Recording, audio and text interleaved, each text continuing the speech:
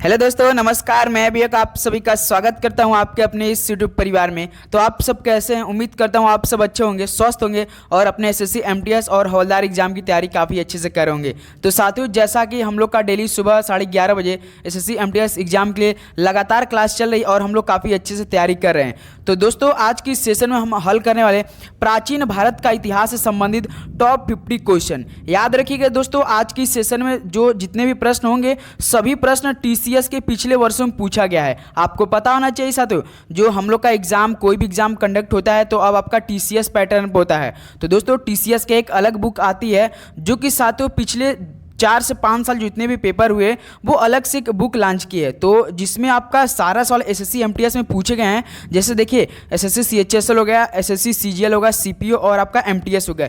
ये चार जो है ना साथियों, एसएससी एमटीएस जो आपका टीसीएस पैटर्न है, बिल्कुल एक एक प्रश्न उसमें छाट छाट के देता है। तो आज की सेशन में प्राचीन भारत का इतिहास से दोस्तों हम लोग टॉप 50 प्रश्न करने वाले हैं। बिल्कुल इंपॉर्टेंट और आपके पिछले वर्षों में पूछे गए सवाल है। देखिए, सही करने के लिए आपको केवल 30 प्रश्न दिया जा रहा है। ओके, टेलीग्राम ग्रुप हमारा है टारगेट विद विवेक के नाम से। डेली क्यूज हम लोग का 11:30 बजे सुबह और शाम को 6:30 बजे। लेकिन दोस्त, आपको पता होना चाहिए शाम को 4 बजे आपको एक डायरेक्ट आपका लाइव टेस्ट होता है। मैं केवल क्वेश्चन पढ़ता हूं, आपको सही जवाब देना होता है। तो आप लोग डेली शाम को 4 बजे तैयार रहा कीजिए। केवल 15 से 20 मिनट वाली क्लास रहती है। ओके, चलिए देखते हैं आज का सेशन स्टार्ट करते हैं। सभी को एक बार फिर से बेस्ट ऑफ लक आपके एग्जाम के लिए। तो अपना स्कोर सभी लोग हमें बताते चलिएगा। तो देखिए दोस्तों, आज हम लोग का पहला प्रश्न क्या दिया है, ये रहा आपके स्क्रीन पर। जैन धर्म का सबसे महत्वपूर्ण आधारभूत सिद्धांत क्या माना जाता है? तो साथियों, जैन धर्म का सबसे महत्वपूर्ण आधारभूत सिद्धांत क्या माना जाता है? तो याद रखिए दोस्तों, अहिंसा माना जाता है। तो पहले का हम लोग का बी ऑप्शन क्या हो जाएगा? राइट ऑप्शन हो जाएगा। चलिए अगला बताइए साथियों, क्वेश्चन नंबर आपका देखिए सेकंड क्या दिया है। हर्यक वंश का शासक अजातशत्रु किसका पुत्र था? चलिए बताइए, हर्यक वंश का शासक अजातशत्रु किसका पुत्र था? राइट ऑप्शन दिए सभी दोस्त। तो ये बिंबिसार का था। सी ऑप्शन क्या हो जाएगा आपका? राइट ऑप्शन हो जाएगा।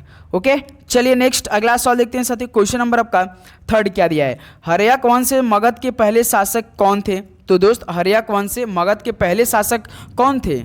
राइट ऑप्शन दीजिए। तो ये भी साथियों कौन थे? बिंबिसार ही थे। तो सी ऑप्शन यहाँ से हम लोग क्या हो जाएगा? बिल्कुल राइट ऑप्शन हो जाएगा। कम से कम साथियों आपको 30 प्रश्न सही करना है। बिल्कुल आपका पीवाईक्यू ही सवाल है आपका, प्राचीन भारत से रिलेटेड जो आपका प्रश्न बनते हैं पिछले वर्षों में। 2022 या 2021 के पेपर का सवाल है ये सारे सवाल, याद रखिए। देखिए क्वेश्चन नंबर 4 क्या दिया है? डैश 4वीं शताब्दी ईसा पूर्व मगध की राजधानी क्या थी? तो साथियों 4वीं शताब्दी ईसा पूर्व मगध की राजधानी क्या थी? तो याद रखिए राजगिरी था। तो ऑप्शन यहाँ से क्या हो जाएगा आपका? बिल्कुल करेक्ट ऑप्शन हो जाएगा। चलिए नेक्स्ट अगला बताइए साथियों, क्वेश्चन नंबर आपका देखिए 5 क्या दिया है? जैन दर्शन के अनुसार जीन शब्द का अर्थ क्या होता है? तो साथियों, जैन दर्शन के अनुसार जीन शब्द का अर्थ क्या होता है? राइट ऑप्शन दीजिए। तो जीन शब्द का अर्थ बताइए आप लोग। तो विजेता होता है। क्या होता है दोस्त? विजेता होता है। तो यहाँ से बी ऑप्शन हमको क्या हो जाएगा? बिल्कुल राइट ऑप्शन हो जाएगा। चलिए नेक्स्ट अगला सवाल बताइए साथियों। क्वेश्चन नंबर आपका देखिए 6 क्या दिया है? ये रहा आपके स्क्रीन पर। निम्न में से किसने वैशेषिक दर्शन का मूल पाठ लिखा है? तो साथियों, किसने वैशेषिक दर्शन का मूल पाठ लिखा है? बताइए, राइट ऑप्शन दीजिए। तो याद रखिए दोस्तों, कणाद ने लिखा है। तो यहाँ से ऑप्शन आपका क्या बन रहा है? बिल्कुल राइट ऑप्शन हो जाएगा। चलिए नेक्स्ट अगला बताइए साथियों। क्वेश्चन नंबर आपका देखिए 7 क्या दिया है? ऊपरकोट बौद्ध गुफाएं गुजरात के किस शहर में मिलेंगी? तो साथियों, इस पे आप लोग स्टार लगाएं। कम से कम 3 से 4 बार सवाल पूछा कि ऊपरकोट बौद्ध गुफाएं गुजरात के किस शहर में मिलेंगी आपको? तो याद रखिएगा जूनागढ़ शहर में मिलेंगी। ऑप्शन यहाँ से दोस्त सी बिल्कुल आपका राइट ऑप्शन हो जाएगा। चलिए अगला सवाल देखते हैं साथियों। और अपना भी सभी लोग दोस्त जिस भी सवाल का आपको राइट ऑप्शन है उसको बताते चलेंगे। अगर आपको नहीं पता तो कोई बात, टेंशन आप बिल्कुल भी नहीं लेंगे, निराश नहीं होंगे, कॉन्फिडेंस लूज नहीं करेंगे। उसको आप याद कर लेंगे, अपने मनोमस्तिष्क में बैठा लेंगे दोस्त, या ओके। चलिए देखिए क्वेश्चन नंबर 8, राजा अजातशत्रु किस वंश के शासक थे? बताइए, राजा अजातशत्रु किस वंश के शासक थे? राइट ऑप्शन दीजिए। तो ये दोस्त हर्यक वंश के शासक थे। तो यहाँ से ऑप्शन क्या हो जाएगा? बिल्कुल राइट ऑप्शन हो जाएगा। चलिए दोस्त अगला देखते हैं सवाल। क्वेश्चन नंबर आपका 9 क्या दिया है? प्राचीन चंपा शहर को डैश महाजनपद की राजधानी माना जाता है? तो बताइए दोस्त, प्राचीन चंपा शहर को किस महाजनपद की राजधानी माना जाता है? बताइए आप लोग। तो अंग महाजनपद की राजधानी माना जाता है। ऑप्शन है बिल्कुल अंग, बिल्कुल राइट ऑप्शन। तो क्या आप हमें बता सकते हैं, डेली आपको पता होगा हम आपको बीच बीच में एक एक सवाल होमवर्क में देते हैं, तो बताइए कितने टोटल महाजनपद थे, आप लोग हमें बता सकते हैं। चलिए टोटल महाजनपद की संख्या हम लोग कमेंट बॉक्स में सभी दोस्त बताएंगे। चलिए अगला सवाल देखते हैं साथियों। क्वेश्चन नंबर आपका देखिए 10 क्या दिया है। भारत के किस बौद्ध स्थल पर गौतम बुद्ध ने सबसे पहले धर्म का प्रचार किया था। तो दोस्त भारत के किस बौद्ध स्थल पर गौतम बुद्ध जी ने सबसे पहला अपना धर्म का प्रचार किया था और वहीं से अपना स्टार्टिंग कर दिया था। तो दोस्त ये सारनाथ से, याद रखिएगा डी क्या हो जाएगा आपका, बिल्कुल राइट ऑप्शन। इसलिए दोस्त अगर आप सारनाथ घूमने जाएंगे ना तो देखिएगा बहुत मतलब दूसरे दूसरे दोस्त से लेकर आते हैं। हम लोग जब जाते हैं तो हम लोग का जैसे कि उसमें काफ़ी सारनाथ में काफ़ी अच्छे अच्छे मतलब म्यूजियम बना है, मतलब प्राचीन इतिहास का, उसमें मतलब काफ़ी काफ़ी मूर्तियाँ रखी गई है, खंडर है। हम लोग को केवल 5 रुपये में देखने को मिलता है, लेकिन जब दूसरे विदेशी लोग आएंगे तो वहीं उन लोग को 300 रुपये की एंट्री मिलता है, आप सोच सकते हैं। चलिए दोस्त अगला सवाल देखते हैं। क्वेश्चन नंबर आपका 11 क्या दिया है। देखिए बौद्ध वास्तुकला में स्तूप को श्रद्धांजलि अर्पित करने के लिए भक्तों के लिए पैदल मार्ग क्या कहलाता था। तो साथ ही जो बौद्ध वास्तुकला में स्तूप को श्रद्धांजलि अर्पित करने के लिए भक्तों के लिए पैदल मार्ग क्या कहलाता था। तो याद रखिए तो मेदी कहलाता था। ऑप्शन क्या हो जाएगा आपका, राइट ऑप्शन हो जाएगा, मेदी आपका बिल्कुल करेक्ट ऑप्शन हो जाएगा। नेक्स्ट अगला सवाल देखते हैं। बस आपको साथ ही सेशन पे ज्वाइन रखना है, हम आपको पूरे 50 प्रश्न एकदम आसान भाषा में याद करवाएंगे। देखिए क्वेश्चन नंबर 12 क्या दिया है। महाजनपद काल के दौरान वज्जी गणराज्य की राजधानी निम्नलिखित में से कौन सी थी। बताइए दोस्त महाजनपद काल के दौरान आपको बताना है कि वो जो वज्जी गणराज्य की इसकी राजधानी कौन सी थी। तो वैशाली थी। ऑप्शन क्या हो जाएगा यहाँ से आपका, करेक्ट ऑप्शन हो जाएगा। ओके चलिए दोस्त अगला बताइए। क्वेश्चन नंबर आपका देखिए 13 क्या दिया है। निम्नलिखित में से कौन सा प्राचीन स्थल भारत में स्थित नहीं है। बताइए दोस्तों कौन सा प्राचीन स्थल भारत में स्थित नहीं है, राइट ऑप्शन दीजिए। तो कौन सी स्थित नहीं है, तो दोस्त आपका मेहरगढ़ है। डी क्या हो जाएगा आपका, राइट ऑप्शन। चलिए दोस्त अब बताइए कि ये कौन सा प्राचीन स्थल जो कि भारत में स्थित नहीं, मेहरगढ़, ये कहाँ पर स्थित है। चलिए आप लोग हमें कमेंट बॉक्स में देंगे सभी दोस्त, ये कहाँ पर स्थित है, चलिए बताइए आप लोग, काफ़ी इजी सवाल है। नेक्स्ट अगला सवाल देखते हैं साथ ही। क्वेश्चन नंबर आपका 14 देखिए क्या दिया है। सिंधु घाटी सभ्यता के निम्नलिखित में से किस स्थल में द ग्रेट बाथ यानी विशाल स्नानागार पाया गया था। बताइए दोस्त सिंधु घाटी सभ्यता के किस स्थल में विशाल स्नानागार पाया गया था। तो दोस्त ये कहाँ पर पाया गया था, तो याद रखिए मोहनजोदड़ो में पाया गया था। तो मृतकों का टीला भी बोलते हैं, आप लोग मोहनजोदड़ो को जानते होंगे। तो डी क्या हो जाएगा हम लोग का, राइट ऑप्शन हो जाएगा। चलिए दोस्त आप सवाल बताइए कि सिंधु घाटी सभ्यता की खोज कौन किया था और किस वर्ष में किया था। चलिए हमें कमेंट बॉक्स में दीजिए, दोनों का राइट ऑप्शन देंगे। सिंधु घाटी सभ्यता साथियों कौन खोज किया था, किस वर्ष में खोज हुआ था। चलिए अगला सवाल बताइए। क्वेश्चन नंबर आपका देखिए 15 क्या दिया है। कौन सा भारतीय राज्य बौद्ध गुफा मंदिरों का घर है जिन्हें बराबर गुफाओं के नाम से जाना जाता है। बताइए दोस्त कौन सा भारतीय राज्य गुफा जो बौद्ध गुफा मंदिर है घर है जिन्हें बराबर गुफाओं के नाम से जाना जाता है, बताइए आप लोग। तो दोस्त याद रखिए बिहार को जानते हैं। ऑप्शन क्या आ जाएगा, बिल्कुल राइट ऑप्शन हो जाएगा। चलिए अगला सवाल देखते हैं। क्वेश्चन नंबर आपका देखिए 16 क्या दिया है। बौद्ध वास्तुकला में निम्नलिखित में से कौन सा एक ध्यान कक्ष और भिक्षुओं के रहने को स्थान है। तो दोस्तों बौद्ध वास्तुकला में कौन सा एक ध्यान कक्ष और भिक्षुओं के रहने को स्थान है, बताइए। तो याद रखिए दोस्त बिहार है ये। ऑप्शन क्या आ जाएगा, बिल्कुल राइट ऑप्शन बिहार। देख लीजिए दो आपका शब्द अलग है, अच्छे से ध्यान से रखिएगा। चलिए अगला सवाल देखते हैं। क्वेश्चन नंबर आपका देखिए 17 क्या दिया है। निम्नलिखित में से कौन प्राचीन भारत में जैन धर्म के 24वें तीर्थंकर थे। तो साथियों कौन प्राचीन भारत में जैन धर्म के 24वें तीर्थंकर थे, तो कौन थे, राइट ऑप्शन दीजिए। तो दोस्त आपके वर्धमान कौन थे, महावीर थे। डी आपका बिल्कुल यहाँ से सही जवाब हो जाएगा। जितने हमारे भाई डी ऑप्शन जा रहे हैं बिल्कुल राइट ऑप्शन हो जाएंगे। चलिए एक क्वेश्चन 3 नंबर का आता है, याद रखिएगा। मेन आपका जो मेरिट लिस्ट बनेगा तो जीके और इंग्लिश पे, इसलिए आपको फोकस जीके इंग्लिश पे करना है। याद रखिएगा 25 क्वेश्चन जीके का रहता है, 25 क्वेश्चन इंग्लिश का, 45 मिनट आपको समय दिया जाता है। एक क्वेश्चन 3 नंबर का रहता है, नेगेटिव मार्किंग आपका 1 नंबर का रहेगा। 3 क्वेश्चन आप एक सही करेंगे 3, अगर एक गलत करेंगे तो -1 सही वाले में से। देखिए क्वेश्चन नंबर 18 देखिए।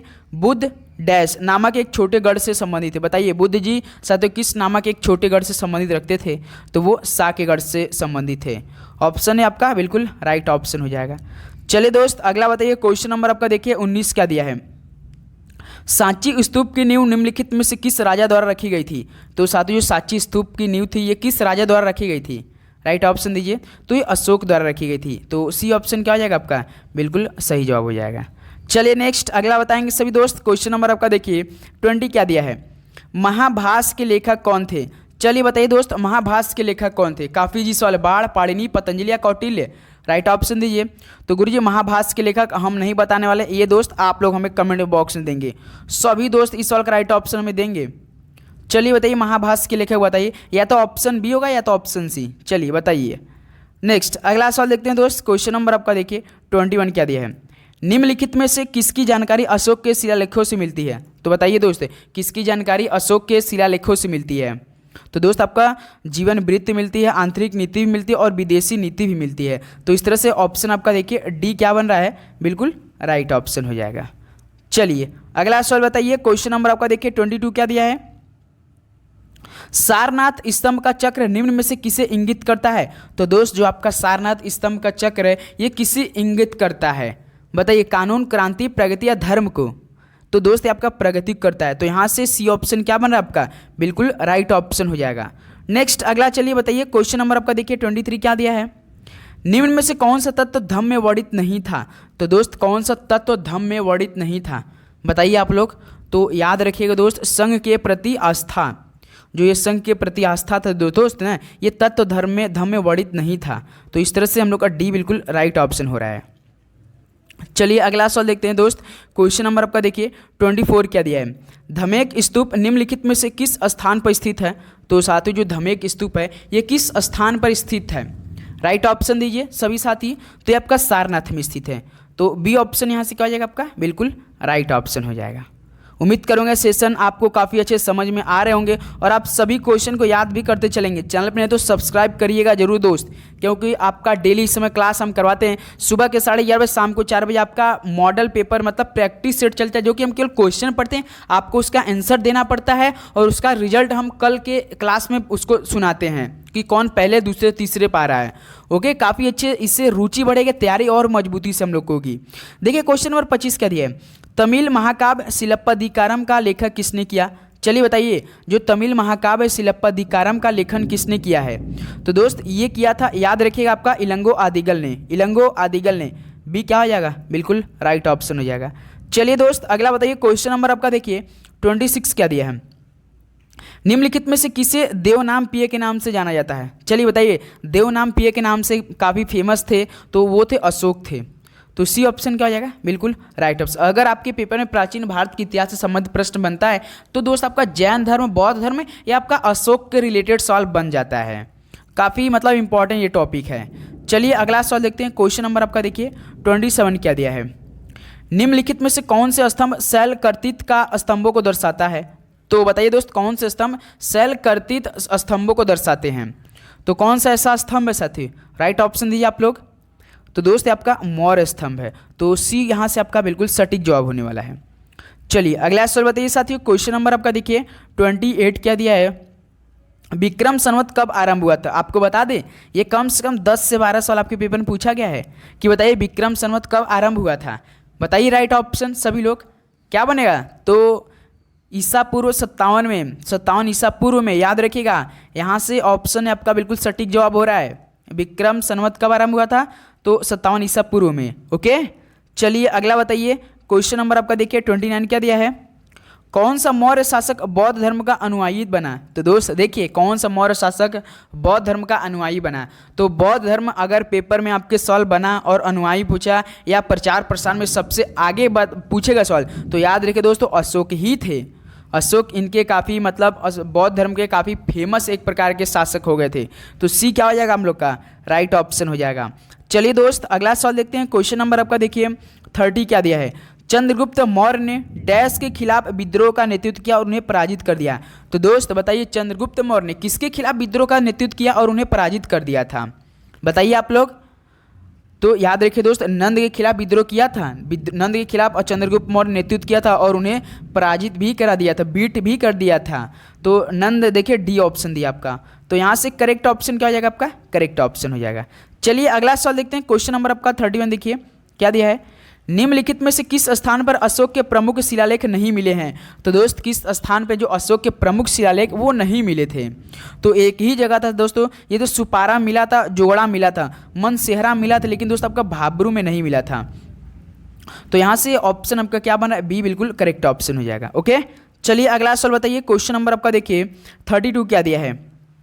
सम्राट अशोक निम्नलिखित में से किस मौर्य शासक के पुत्र थे? भाई साहब ये इंपॉर्टेंट प्रश्न बनेंगे आपके पेपर की दृष्टि से। जो हमारे भाई पहली बार एग्जाम देने वाले हैं वो तो उनको पता होना चाहिए ये सवाल। बताइए सम्राट अशोक किस मौर्य शासक के पुत्र थे? तो दोस्त ये बिंदुसार के पुत्र थे। तो सी क्या हो जाएगा आपका? राइट ऑप्शन हो जाएगा। कोई दिक्कत, कोई भी डाउट हो तो प्लीज़ आप हमें पूछ सकते हैं साथियों। चलिए नेक्स्ट अगला सवाल देखते हैं। क्वेश्चन नंबर आपका 33 देखिए, मौर्य साम्राज्य का संस्थापक निम्न में से कौन था? चलिए बता दीजिए दोस्त, मौर्य साम्राज्य का संस्थापक आप लोग तो जस्ट कौन हो जाएंगे? तो दोस्त आपका बृहद्रथ मौर्य थे। मौर्य साम्राज्य का संस्थापक कौन थे दोस्त? तो बृहद्रथ मौर्य थे। सी बिल्कुल यहाँ से राइट ऑप्शन, अपने आप इसे याद कर लीजिएगा, सभी साथी से रिक्वेस्ट है। ओके, चलिए अगला बताइए दोस्त। क्वेश्चन नंबर आपका देखिए 34 क्या दिया है?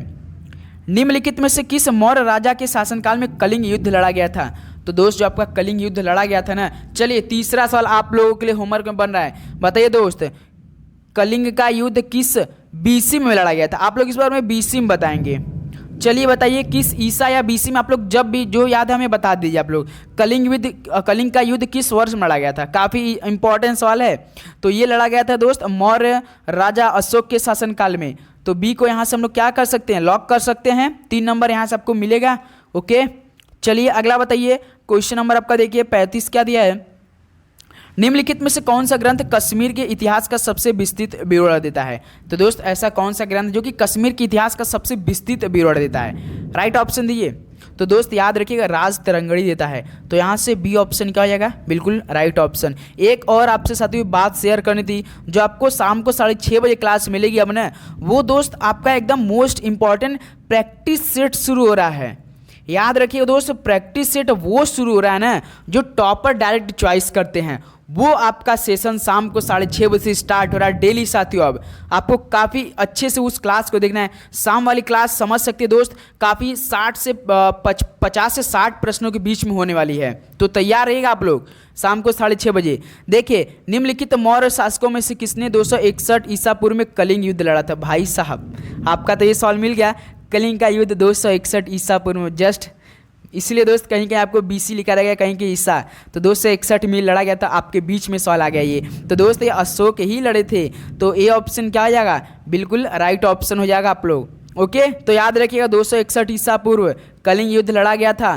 चलिए दोस्त अगला बताइए। क्वेश्चन नंबर आपका देखिए 37 क्या दिया?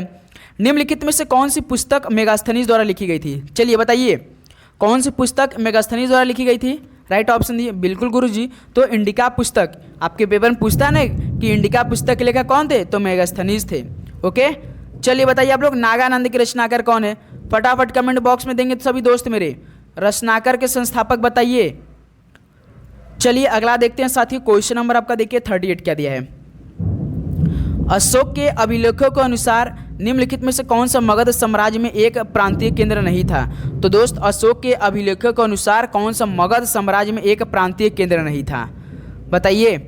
तो देखिए तोसली थो, उज्जैनी भी था दोस्त, तक्षशिला भी था, लेकिन दोस्त इंद्रप्रस्थ नहीं था। याद रखिए इंद्रप्रस्थ नहीं था। तो डी यहाँ से हम लोग का बिल्कुल राइट ऑप्शन हो रहा है। इंद्रप्रस्थ नहीं था दोस्त, याद रखिएगा। चलिए अगला सवाल देखते हैं। क्वेश्चन नंबर आपका 39 क्या दिया है? निम्नलिखित में से कौन 130-150 ईसा में भारत में एक शक शासक था? तो दोस्त बताइए कौन 130 से लेकर 150 ईसा तक भारत में एक शक शासक था? तो याद रखिएगा दोस्त ये काफ़ी मतलब इंपॉर्टेंट सवाल बन सकते हैं पेपर में। रुद्रदामन था जो कि एक शक शासक था।